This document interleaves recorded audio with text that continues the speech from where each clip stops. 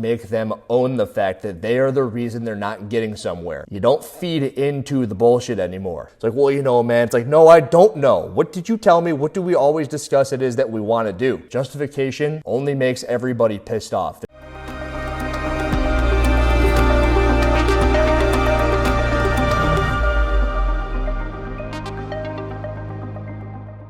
Yo, the other day I put up a poll on YouTube, and the poll was, which videos of mine do you like the most? And today is going to be a video of which you guys voted that you had liked the least. That'll be the videos of substance thing. And it's what I always said I wanted to do in the forefront. I wanted to make these videos. I had to make the other videos in order for these ones to get views. If I would have made this and only this, it is my opinion that this one would continue to get 5 to 10 views. But now I might be able to crest the 1,000 barrier on this one. And it's going to be all about my fitness pet peeves. I do this because I speak as if I were still an affiliate owner. As an affiliate owner, I've had a handful reach out to me recently saying, thank you for talking about this, thank you for talking about that. It's something I go through every single day, and I don't feel as if I can speak about it because I'm in a position where they're paying me money. I can't lose them as members. I don't want to be brash, but I hope that they come across your video and it gives them a little bit of perspective. And I remember it would happen all the freaking time. I'd be sitting in the affiliate.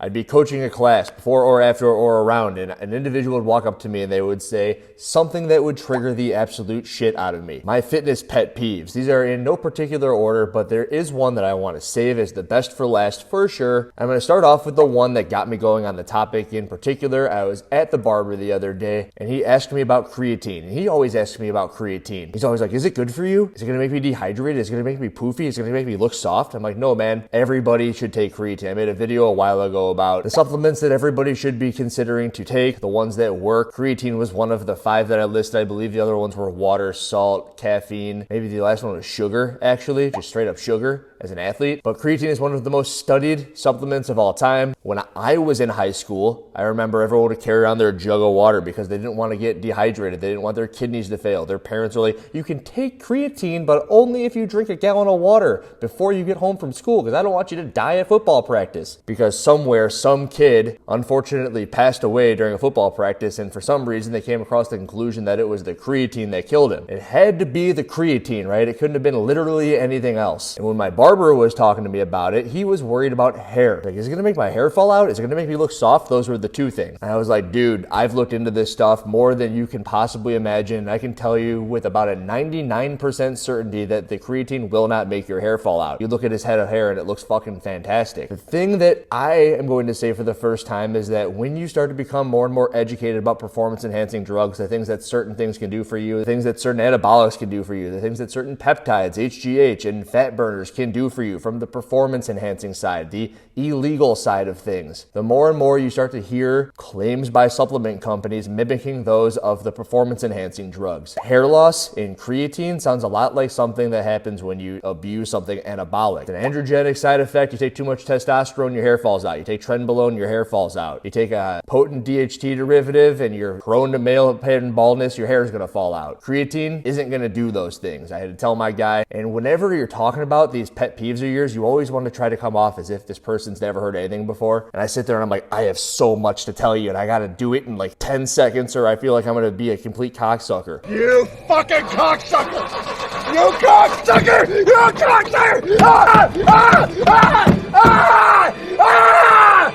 Ah! But that's my first one, is that this supplement is good or bad for you, and here is why, or what I've heard from whomever or whatever I've read on the internet. And the odd branch that I wanted to pull in was that I hear a lot of those coming through the performance enhancing side. Thing number 2 is this food is good or bad for you. Everyone's heard about eggs. Like, eat the yolk, eat the white. Don't eat the yolk, eat the white. All I do is eat egg whites because I don't want to up my cholesterol, blah, blah, blah, blah, blah. Eat the egg raw. Don't eat the egg raw. It's going to kill you because of salmonella. And then you look into the death rates of salmonella and it's something like 0.06% of people die from salmonella. It's like, all right, well, if that's not going to do it, then what is it? Well, if you eat the egg raw, it's going to bind to certain micronutrients and then you're not going to be able to absorb those micronutrients. So that's also freaking retarded. Everyone is like looking for anything to be good or bad, and then someone picks up on it, it becomes mainstream, and then everybody who doesn't know what they're talking about is going to avoid those like the plague. In the 80s and 90s, it was what? Low fat is good for you, and then there's all of a sudden this keto stuff, and it's like high fat is good for you. you. My general rule of thumb is if you eat it and it makes you feel like shit, don't eat it. If you like it and you want to have it every once in a while, go for it. And then this is going to tie into the last one. It's the risk reward. If you want to have a lot of it, understand that it's going to be very bad for you. If you want to have a little bit of it every once in a while, you can still probably achieve whatever goal you want as long as you're doing it in extreme moderation. Depends who you are and what you're trying to do. So thing number 2 is this food is good or bad for you based on who told you that, where you read it. Very similar to the supplements, but this one's food specific. Thing number 3, hey man, I'm thinking about trying this out. What do you think? Or I was at the affiliate and someone will go, you know what, instead of doing this, I'm going to do this banded ring muscle up progression. Was a very common one. So I really want to do a ring muscle up, and we never work on ring muscle ups. And the people who would be telling me that they wanted to work on the ring muscle ups like couldn't do 10 unbroken push-ups, they couldn't do 5 chin-ups, 3 chin-ups, 1 chin-up. They were probably 25 to 35% body fat, but they still wanted to do the muscle up, and they thought that the way that was going to happen was with a band. Because as long as they could feel it out, they'd be able to throw themselves up there. There was a certain point in time where I just got rid of all the bands in the gym. It's like, we're not using bands anymore. We're not doing banded pull-ups. We're not doing banded warm-ups. Nobody is going to have a freaking band. As I'm editing this video, I remember the time where I took chalk away as well because nobody respected the cleanliness of the gym. Everybody abused the chalk privileges. No one was allowed to bring chalk. And you know what happened when I gave chalk back? The gym was cleaner. People kept the chalk in the buckets, and there was a new appreciation for chalk in the CrossFit affiliate. Because I don't want to deal with these stupid questions anymore about banded. Why can't I do banded pull-ups? Everyone does them everywhere. It's a means to an end, not the ends to the mean. If you want to do pull-ups, eventually at some point, I would like for you to do them under your own control. We'll do ring rows because it's going to build up the structure of your back. We're going to do negative pull-ups because it's going to work the same movement pattern. And if you can't do negative pull-ups because you fall too quickly and you have no upper body control, we're going to keep your feet on a box and we're going to, I say, Lieutenant Dan your legs. You got your legs on the box and you just create dead weight, and then you slowly lower yourself while removing the weight of your legs. Body control is just as important as anything when it comes to learning how to do the gymnastics, upper body pulling movements for everybody. And using a band is like having a headache and taking Advil. But the reason you have the headache is because you drank for 3 days in a row, or maybe you haven't had any water, and it just drives you freaking nuts when people are like, okay, I want to do a muscle up. All right, well, we'll spend the next 6 months working on your pull-ups and your push-ups, maybe your ring dips and your bench press. No, I think I'm just going to use this band. It becomes thing number 3 on my pet peeves list. I saw this on the internet, movements and workouts. Workouts really kill me because there's no progression when you find a workout on the internet. Oh, I just want to do this. And then they hurt themselves while they're just doing this. And then the person who posted that workout on the internet said, hey, try this at home. Go give this a go whenever you get a chance. They're not going to be the one who has to deal with your busted shoulder because you wanted to squat snatch the day after squat snatching, the day after bench pressing, the day after push pressing, the day after doing a heavy clean and jerk because you just keep on picking things that you like. And then it's up to the coach and the affiliate owner to have to repair or work with or talk to you about your injury. And you're never going to listen because you did the workout in the first place. Wraps up thing number 3. Thing number 2, I don't do X because Y hurts. I don't do shoulder presses because my shoulders hurt. I don't want to front squat because my wrist hurts. I don't want to squat because my knees, back, or anything hurts. I'm going to quarter squat because it feels better on my knees. It's like, well, the only reason any of this happens is because of your consistent life moving away from that movement pattern in the first place. The only way you're ever going to get that back and stay out of pain if you slowly make your way into it. Try to take like a physical therapy approach to these things. So if you can't squat and maybe your knees don't feel so great, ask yourself why it is that your knees are hurting. Is your weight too far forward in your toes? Are your knees collapsing? Are they valgus? Why does your back hurt? Are you only hinging at your hip? Are you not loading yourself? Are you not taking a big old breath into your stomach and bracing your stomach? One of the coolest things about CrossFit affiliates in the first place was that it was giving people their lives back. And the way that it was giving your life back was through, I want to go play with my kids. You're not going to be doing something and say, oh, nope, I don't want to do that because it's going to hurt my back. Nope, I can't pick up that thing.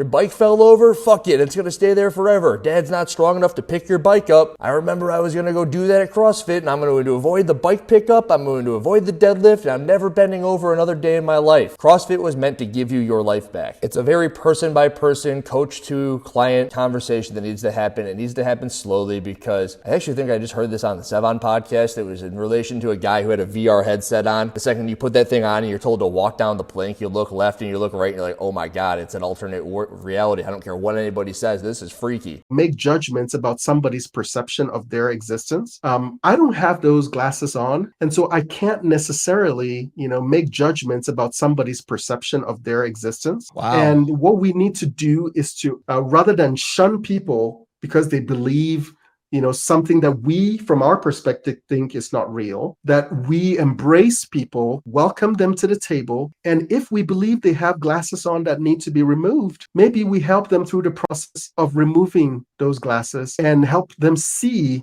that it is possible to walk on the ground and not be afraid. That person's living in freaky world, and you need to tell them that it's okay, that they're going to make it, and that you, of course, have their best interest in mind. It's a slow process, but it is God's work. You're giving that person their life back, and it's super freaking cool when it happens. When they eventually are squatting all the way down, when they can deadlift body weight, double body weight eventually, and they didn't even want to bend over when they first met you. But it always starts off as a pet peeve where they're like, I'm not going to do that because it hurts when I do this. Thing number one is hypocritical, out of shape comments. Comes from a handful of different people, and it usually stems around drinking and work and life. As the owner of an affiliate or as the head coach of an affiliate, you become really close with a whole lot of people. And when they come on into your doors, you want to guide them down the path that is the best version of their health and fitness self. And what is it that Jack says to Rose when she's hanging over the back of the boat? Go away! I can't. I'm involved now. You let go and I'm gonna have to jump in there after you.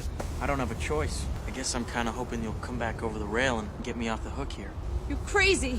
That's what everybody says, but I'm not the one hanging off the back of a ship here. He's involved now? I don't know. You're involved now. And when this person is left to their own devices, they go and fuck things up. And then they come on in, they go, well, I had to go to this and I ended up doing that. And it's like, well, man, we spent this whole week being good. You drank water all week. You ate your fruits and vegetables, had plenty of lean meat, nuts and seeds, no sugar, little starch. And then they throw it all away over the course of the weekend. And then they have their sob story. And you have to listen to their sob story. You had to listen to it initially, and that's okay because it's kind of what you're asking for as a head coach of an affiliate. I'm involved now. You want to help people get better. You have to understand why they aren't good in the first place. You're crazy! And then you want to draw the painting of this is what it's going to look like as we're getting there. But in your painting, every once in a while, it's like they take a thing of black paint and they just throw a little bit of it onto it. You're like, what the fuck, dude? This thing was great. We were doing so good. And it's like, all right, I'm going to fix this fucking thing. I'm going to paint over it. It's like a tattoo that you're covering up. And then in comes someone else like, get the fuck out of the way. And then they're tattooing something else right over the fuck top of it. And you're like, come on! Well, it's, I had one drink and then I was like, oh, if I had one, I might as well have 30. And then I don't even remember what happened that weekend, but I gained 20 pounds and they look like a bloated lobster. I'm like, well, if I just didn't have to work or if I had a couple of more hours in the day, it would be okay. I live my life as the head coach that has turned into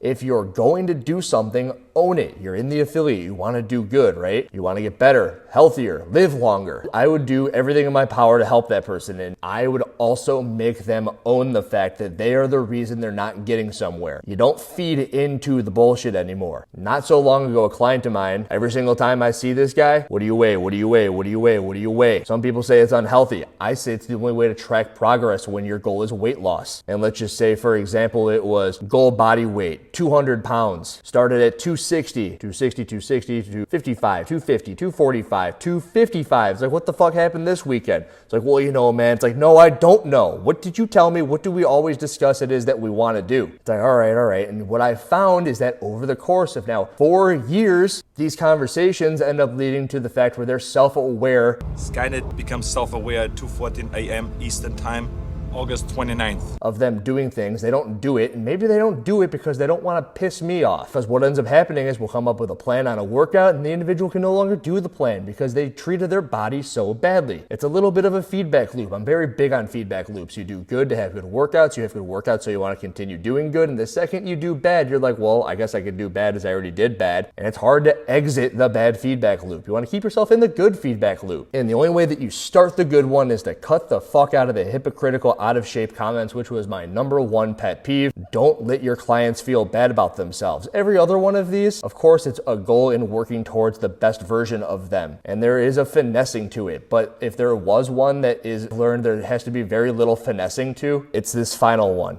Don't let them justify their bullshit. Justification only makes everybody pissed off. They're like, whoop, I've been here for 4 years and I don't get any better. At least if they don't get better, they can't blame it on you. I'll probably do a couple of these because I had a good time just shouting at the camera. Andrew Hiller out.